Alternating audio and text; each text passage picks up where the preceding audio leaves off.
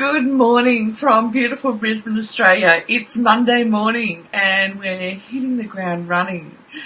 It's absolutely beautiful autumn day here, and autumn for us, as you can see, we're still not wearing anything too bulky or warm. And that's what I love about autumn here, is that we don't actually hit the cold front like in other states. So this morning I want to talk to you, I want to be able to share with you some information, primarily information that will help you in day-to-day life, but also information that you can take with you as you observe what's happening in day-to-day life for you, and go to your therapist, to your trauma coach, or to whoever is mentoring you. Good morning, beautiful. You're in America, so good evening. And what you can do with them is say, okay, this is what I'm observing that is happening for me, and how can I develop strategies around what is happening for me. Now, this morning, it comes down to verbal and emotional abuse, and neglect. Verbal and emotional abuse and neglect, which in complex trauma-inducing families, it's not obvious. So these are one of the things that people say, well, what's your problem? Just get over the past, or why can't you just get over it? Why are you on repeat? Well, the reason people are on repeat is these three things go on behind closed doors, and they are absolutely trauma-inducing, and they affect our attachment, and they affect so I've got my brain going off at about 500 miles an hour at the moment, going, and this, and this, and this, and this. So I'm just going to take a deep breath and go, right, let's just focus on one thing at a time, because I get very excited about sharing this with you because of I've been doing this work for over 2 decades. Let's just start there. And to have not only the science information coming out that backs all of this up, but also books like Pete Walker's book. Let me just grab this. So get hold of this. It will help you. It is down to earth, and even your family can read it and understand it. And there are lots of people who do have supportive families. Not all of us do, but there are lots of people who do. Now, the emotional and verbal abuse and neglect, emotional neglect especially, impacts us at a neurological level. It's not something that we could control. It is, as a child, it was right out of our sphere, okay? And it can be hard to want to say, yeah, this happened for me, because in childhood we develop an inner critic, okay? And I can tell you now, it's damn hard work getting over the inner critic. And we develop the inner critic. Let me just scrap this for you so that you can see what I'm talking about as well. Whoops, wrong one. Wow, it's definitely Monday, isn't it? We're all over the shop. Okay, so this is the why. Let me get back into order. This is the why. So there was a lack of quantity of time and absence of care and concern, never available for support, comfort or protection. These are our parents, okay? And to a degree our extended family, but obviously we're just looking at what happened in the home that we grew up in and the experience that we had. We grew up feeling that no one liked us, listened to us, wanted us around. There was no empathy, warmth, or invited closeness. And look, I love my family. I love all of them, warts and all. And it's been pretty horrific for me, as people that have followed me for some time know that I literally was bedridden for 2.5 years. I lost the ability to function, so couldn't walk, couldn't talk. I had a full-time carer, and I've had to work to regain all my brain function. And this is because the impact of what happened in my childhood, and nobody having answers or the science at that time, no one could explain to me what was going on. So I've had to pursue this information to be sitting here today and being able to share it with you, and it is vital. So it's like, if you've got anxiety and depression, start now working on just everything. No, start working on one thing at a time, but start understanding that these things are happening at a neurobiological level that affect our physiology, and that's our starting point. It's not our fault. It happened, our brain developed differently, and I haven't got my two different brain developments up at the moment, but I can put that down below. And these are valid things. We can't minimise them. Minimising is when we go, oh yeah, that happened, but it's not as bad as somebody else, and so I should just get over it. No, you've got to be prepared to be going, okay, this is happening at a neurobiological level, then I need to start looking at how it's impacting my day-to-day life as an adult. Now, no one cared what you thought, felt, did, wanted or dreamed of. So yeah, my brother and I spent a lot of time alone.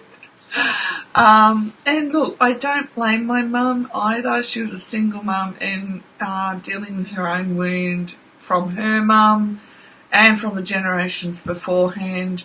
But now I need to understand that there was a part of me, and I want to show you, we also learned early, no matter how hurt, alienated, terrified we were, that turning to a parent made us feel even more rejected.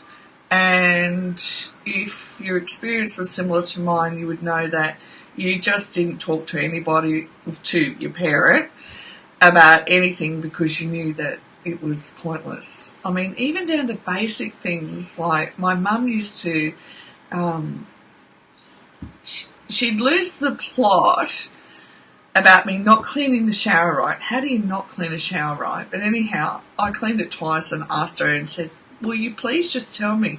Now, the thing is, her disapproval wasn't overt, all right? She didn't go off at me. She didn't say anything. But what was beaming out from me is that I just hadn't done it right. And I had no clue, and yet I would have done anything to make that right. But that's just a symptom of what happened in the relationship, okay? My mum didn't talk. It's just crazy. Consequently, my kids have got a mother that does talk. Okay, so all of these things happen in our childhood and they affect our brain. Now, here's how. I want you to take a look at this. You don't need to see me. Let's have a look. Okay, see the amygdala?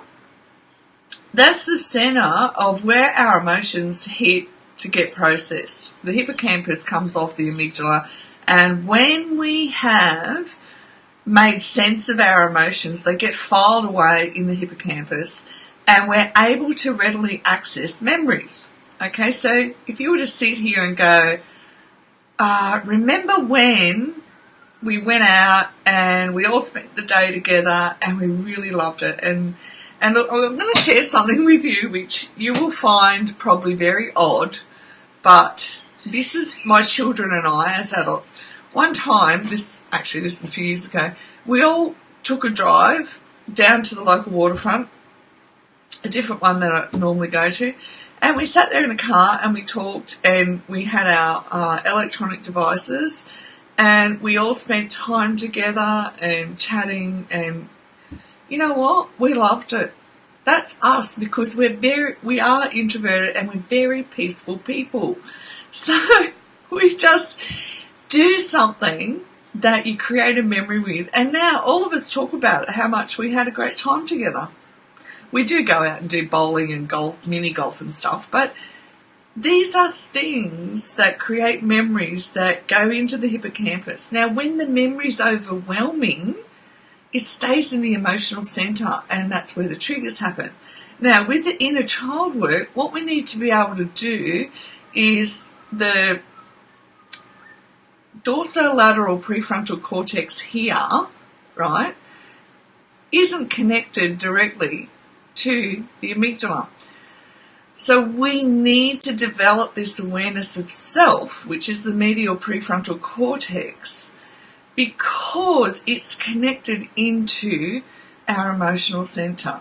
Now, all these years that we've had to deny ourselves, criticise ourselves in order to stay safe, we've ignored that very part of our brain that is essential for us to be able to process emotions and make memories out of it, keep it all in order. So can you understand when we have that overwhelm, right?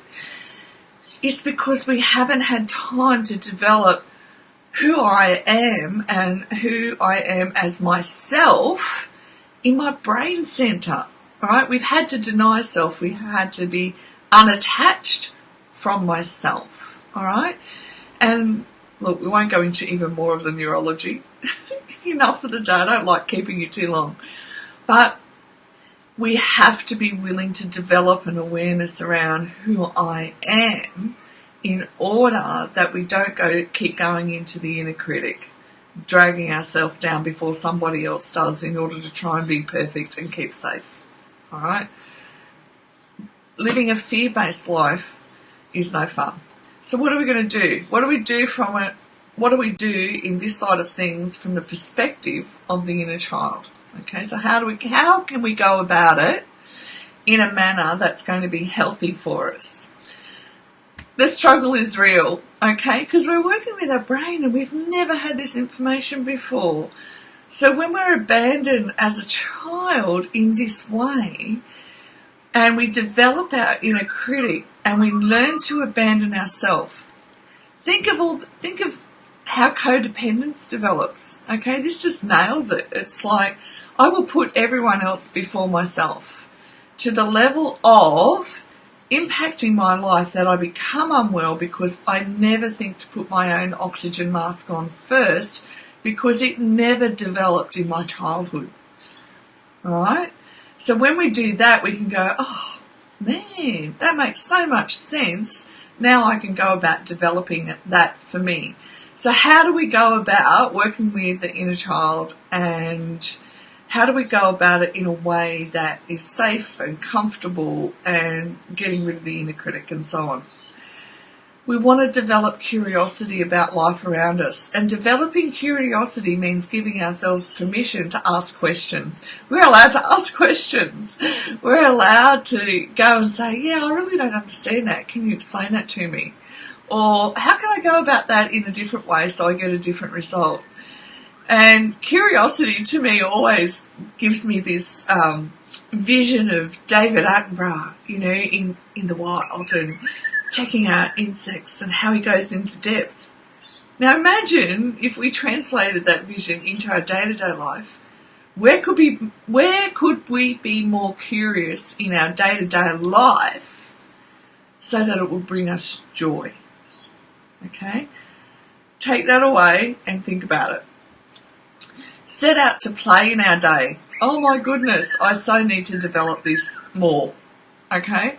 I was reading a comment in another group or somewhere, and they were saying how I think it was our group yesterday, we were talking about doing hopscotch. We've got mountains of cement here. I said, as soon as the rain stops, I need to go and play hopscotch. It was just fun. Just do fun things that are crazy, especially if you're a mum and you've got your kids at home.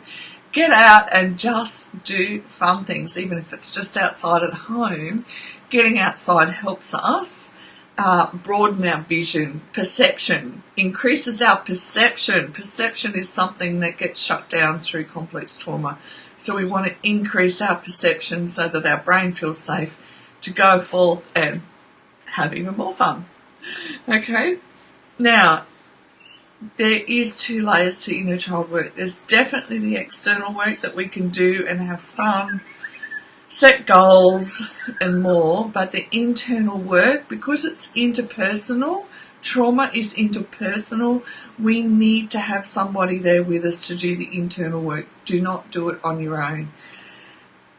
I can't quantify how important it is to do the internal inner child work with someone in a safe environment so that you are actually changing what's happening at the neurobiological level for you as well. Okay, and give yourself permission to enjoy just today, just one day at a time. And as you do, it builds on, the memories increase and the joy increases, and our mind and our brain get used to having joy. And I can absolutely validate that once our brain enjoys doing something, it goes, right, I want more of that. And this is going to sound really bizarre because I've only just realised it. My brain's like, I really like doing workouts. And I'm like, oh, okay.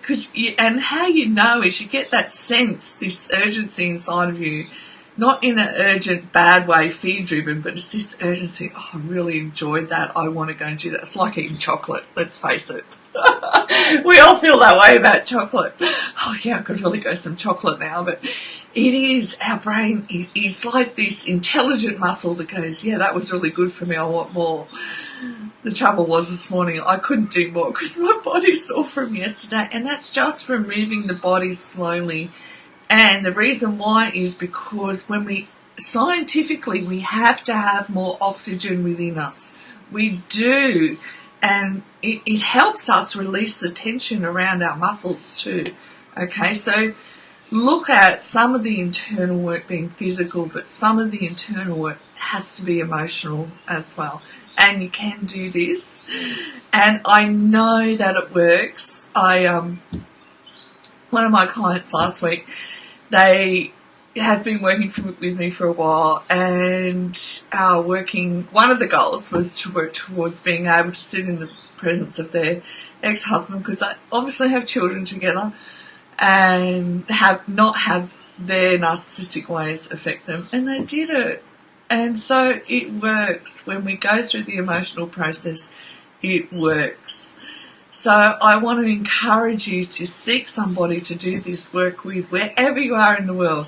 Seek out the person that suits you, that will help you do this work, and set your heart free to enjoy your life now. And a lot of us go on, there are so many of us that go on to help others as well do this work. And I want you, more than anything else in this world, to begin to ask questions around what you would like to enjoy and explore something new.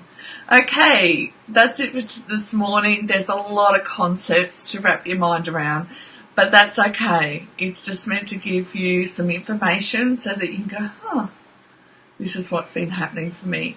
Thanks for joining in. I really love and appreciate and value that you do. And have the most gorgeous day if you're in Australia or Southern Hemisphere. And if you're in the Northern, sweet dreams and bye for now.